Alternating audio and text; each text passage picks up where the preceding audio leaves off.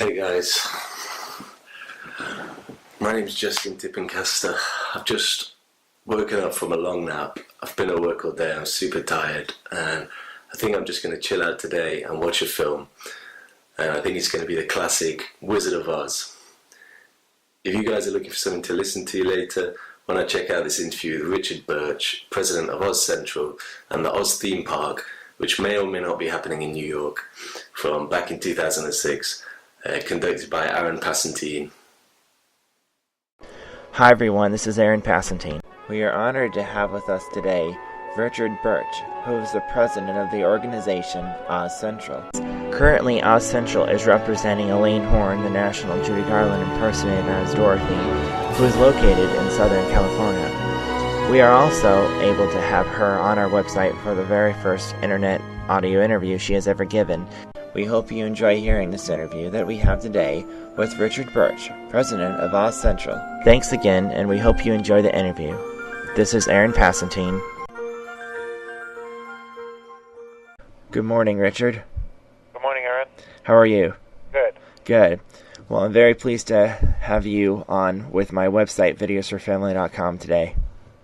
And we're delighted to talk to you as well. Thank you. All right, well, for my very first question, please explain how you started up Oz Central many years ago and how, basically, tell us how you founded the organization. All right.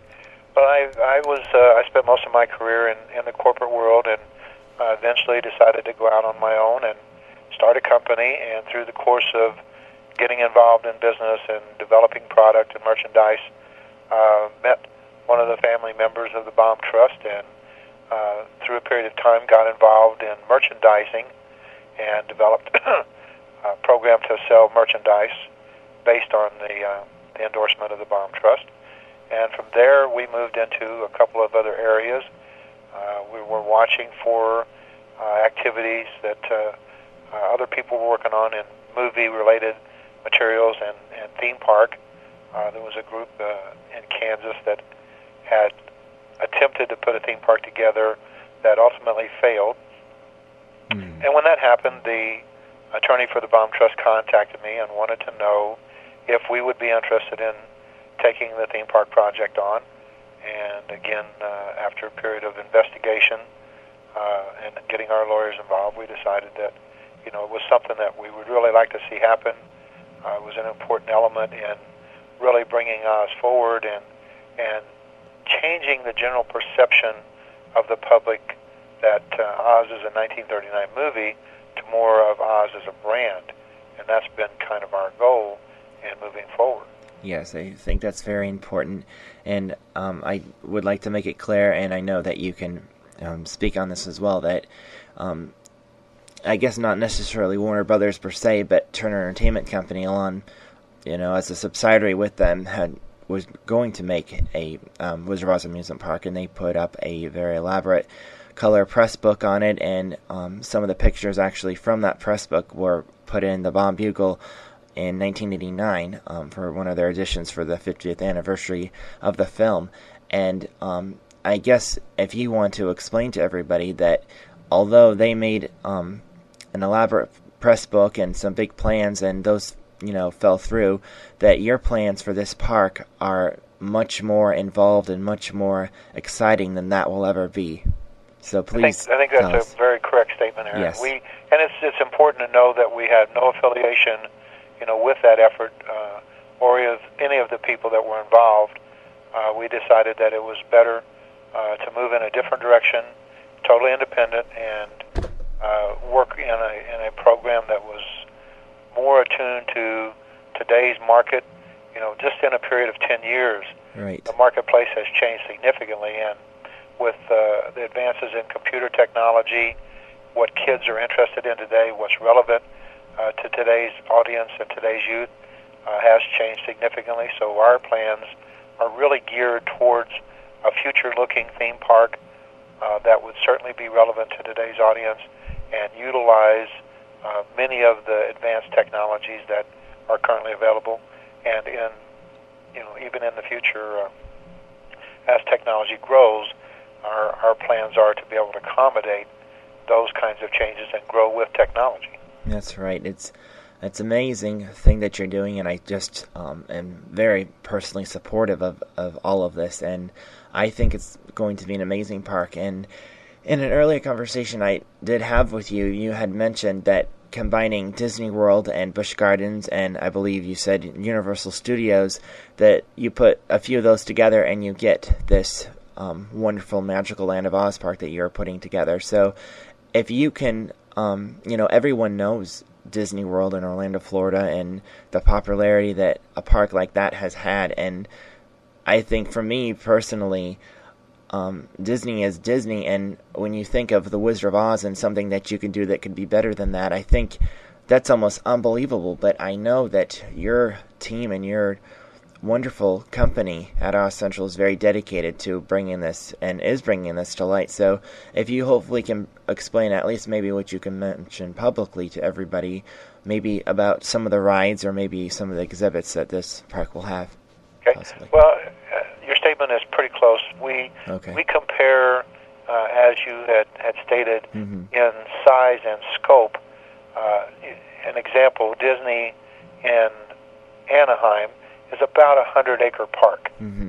So if we make some size comparisons, what we plan and what we have on the drawing board right now is a 250-acre park. Okay. So in size, it's certainly one of the largest theme parks of its kind. And in comparison to others, there's only a couple that are big enough to be in this same caliber of the size of acreage. Yes. Technologically, again, you're kind of accurate. If you combined the tourist visit or day visit with Disney, Islands of Adventure, Universal Studios, our goal is to have something that's more along the lines of all of those put together. Right. Ultimately, what we intend to do is build a theme park that will make you believe that you've been transported to Oz, beginning with a tornado experience in Kansas, and then the journey would continue.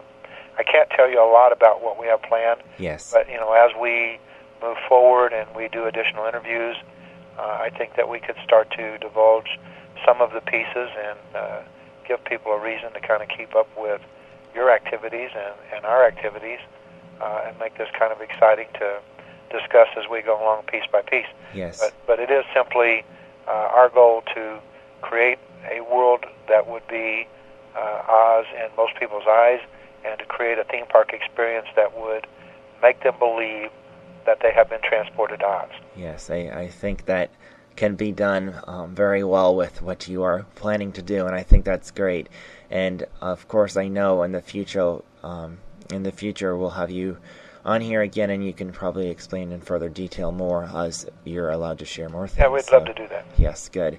Now, I'm sure growing up you had read, I'm sure, all of the Wizard of Oz books by L. Frank Baum, and I'm sure you have seen the movie. And if you can explain at least, actually, when you were younger, how did you get interested actually in the books and in the movie? Well, I grew up in a typical middle-class family, and when Oz was on television, that was an important event. I had two brothers, and we certainly were glued to the television every time it came on. It was a great way to escape reality, and I think that a lot of the key to success of Oz from its inception in 1939 is it came along during a time of crisis and war and hardship in America, and it gave people a way to escape that for just a couple of hours. Yes. And I think that's part of why Oz has endured and become so beloved to countries all over the world. And I communicate with people in foreign countries, in Russia, and we're now working in China, people in Japan, in Australia. Oz is an amazing part of culture that has become global. Yes, it's very true. Now, later on, obviously, when you decided to originally present the idea about this park, and a few of the local newspapers up in New York had publicized a little bit about it and done some things, what was the public's general feedback and look into what you were doing? What were some of the things they were saying? Well, there's a lot of excitement. this area that we've chosen in Niagara Falls is a spectacular place and one of the world wonders. Yes. We spent probably close to a year in site selection. We searched the entire country looking for the perfect place to do this. We never were really sold on the idea of Kansas, and that was problematic for us when we first looked at what happened with the other group. And my background in engineering has always led me to try and follow success and learn from failure. Mm-hmm. So we've had some opportunities to do exactly that. And when we found this site in Niagara Falls, and we did our research and our feasibility studies and all of our homework, we determined that it was a perfect site. Now, the community here has been economically depressed for a number of years. Mm-hmm. So initially everybody liked the idea, but to be honest, there was tremendous skepticism and doubt that this could really happen. Mm-hmm. Okay. Whenever you're ready. Back in today's world, the attitude has changed significantly. People know that we're here. We've had some news releases. We've been very careful what we release, but generally there's a high degree of optimism. I already have 3,000 signatures of support and letters of support from key political figures, from the Industrial Development Agency. There's a number of significant incentives that are being offered the project, from a local community level to a county level to a state level.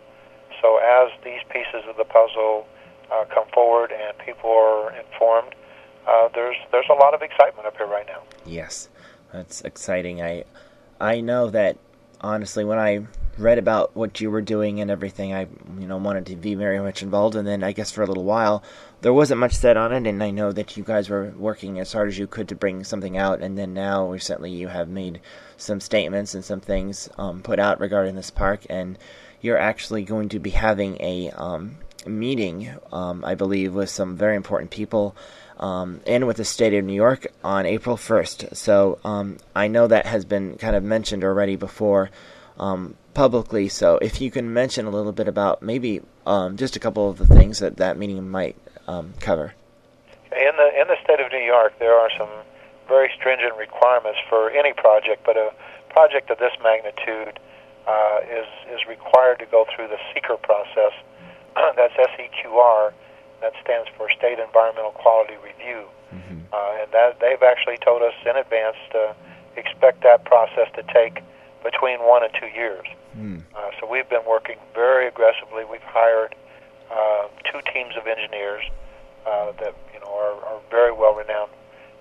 One group, URS, is probably the largest engineering firm in the United States that specializes in doing this type of environmental work.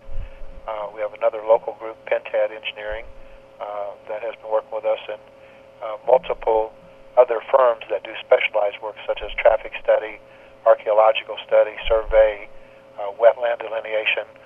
There are additional groups that have been doing those pieces of the puzzle. So there are many things that have to come together. Where we are now is presenting all of our materials in what they call scoping meetings that determine the scope and impact that this project has on the community. Those are the big events that we're lining up. Recently, we've had the scoping meeting with the Department of Transportation. Yes. Last week, we completed the scoping meeting with the Department of Environmental Concerns and the Army Corps of Engineers. The next one that we have will be with the town of Wheatfield that will announce a public scoping meeting. And then, for the first time, we'll actually be showing the community, the media, pictures of the designs. Wonderful. And more information on who we are, what we're doing, and where we're doing it. So that'll probably be close to the end of April is our guess right now. That's great. When those are made available publicly, I would definitely love to have some of them available for viewable for people on my website too.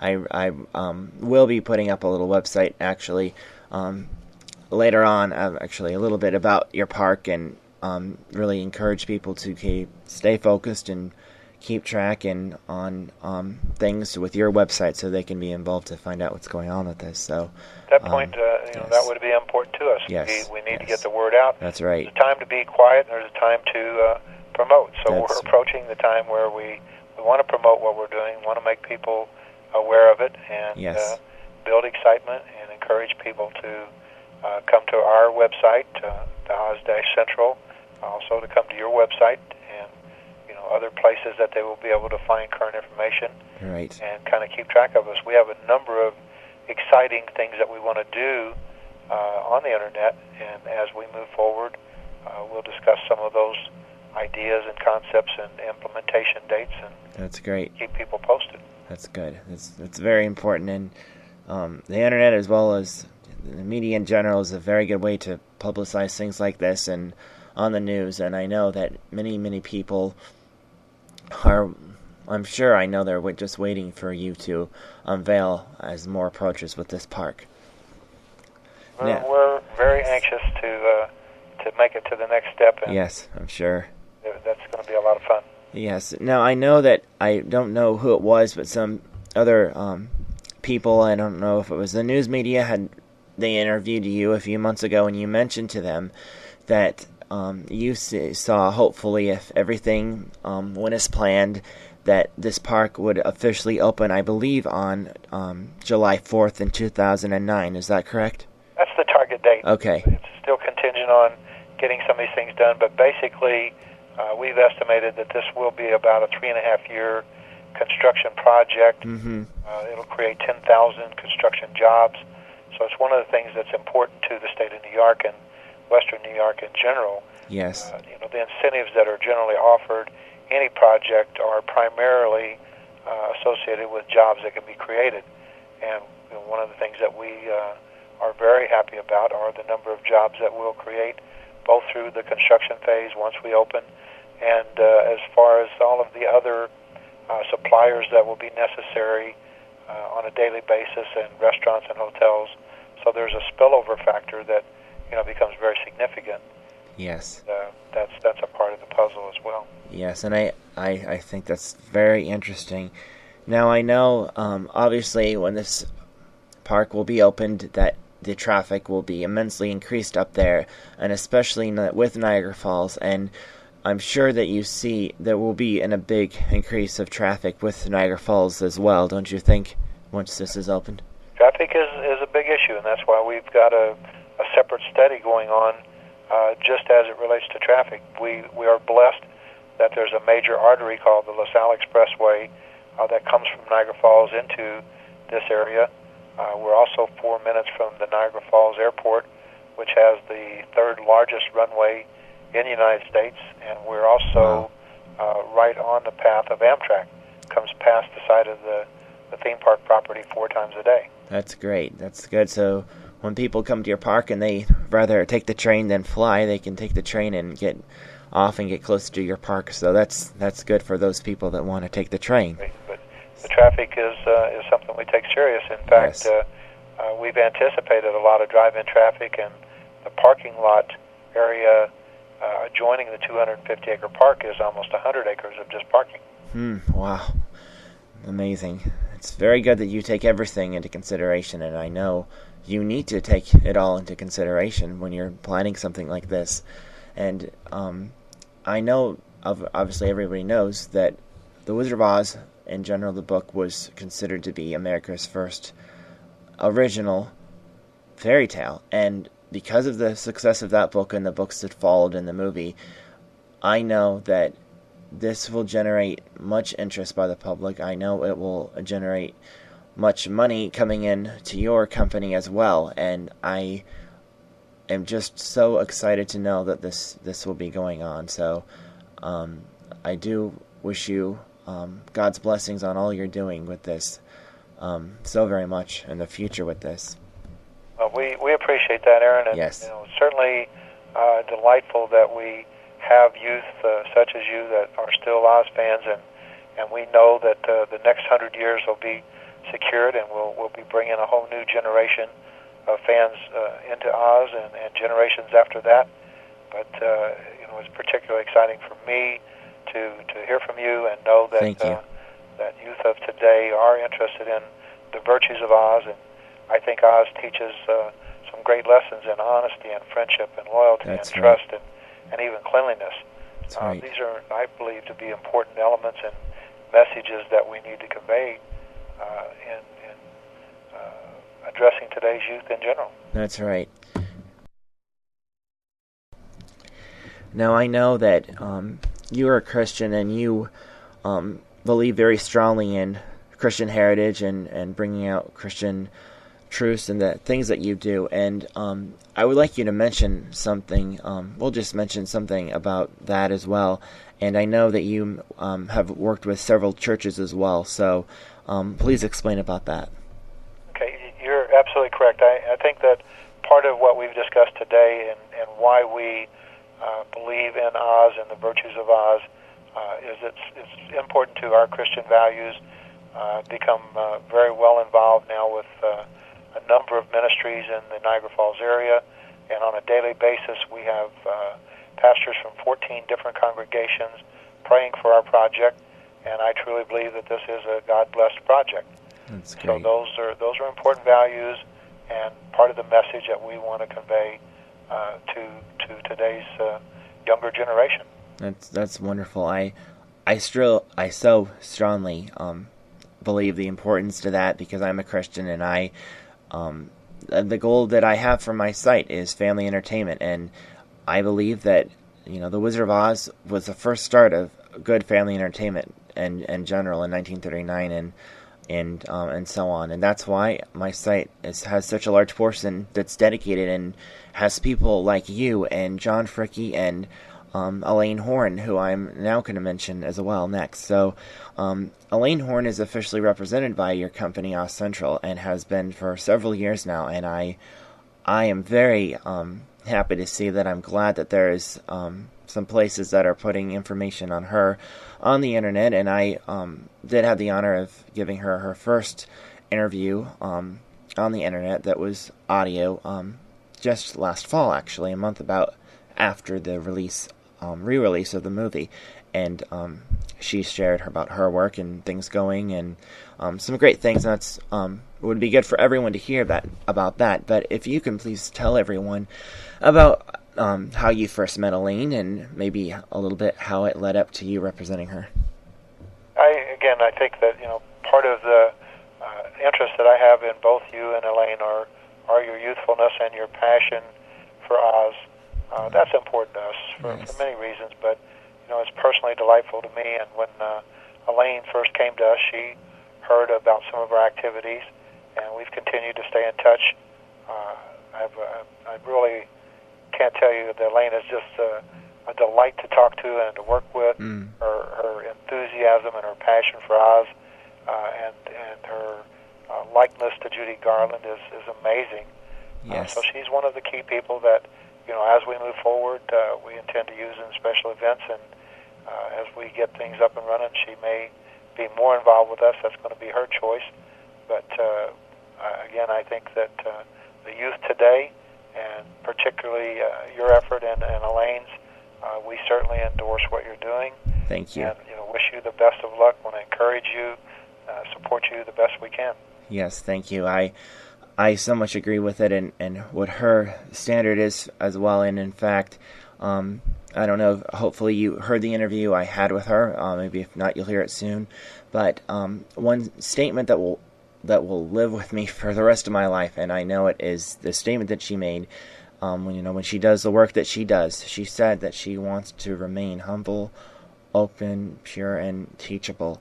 And when I heard her say that, it's just very, it warms my heart, and it's a blessing from the Lord to hear her say that, because she said that a lot of teenagers don't want to go that route because they're not interested. And I think that, for one, she made a bold statement, but she made a bold statement that was right and that was very Christ-honoring, and I so much agree with that. And it's like you mentioned that she's very youthful, and me as well, and honestly, it's very hard to find people out in greater Los Angeles area that can actually perform and, work for Warner Brothers and say things like that. So I did want to mention that as well, because I know that you are definitely in agreement of that too. We've touched on the virtue of Oz, but the virtue of courage is very important, and Yes. It does take courage to lead that kind of life. And in this world, Aaron, there are followers and there are leaders. The people that I'm most interested in are those that have leadership qualities and set good examples. And again, part of my enthusiasm and support and endorsement of what you do and what Elaine is doing is based on your courage and your willingness to be good role models. That's very important to us. Yes, thank you. Well, I think that you're being a good role model to all of us to want to bring a park like this to light and to continue to represent Oz in the probably most official way ever, and especially because of the books and everything with L. Frank Baum and all that you and your team are doing. So I thank you very much for the work that you were doing for families, for children, for teenagers, for grandparents, and for Christians. And may God bless you in your future. And I know that this park will be a big success, and I know that in the future, involvement with Oz Central will become even bigger. Well, this has been a delightful interview. I'm sure this will be one of many.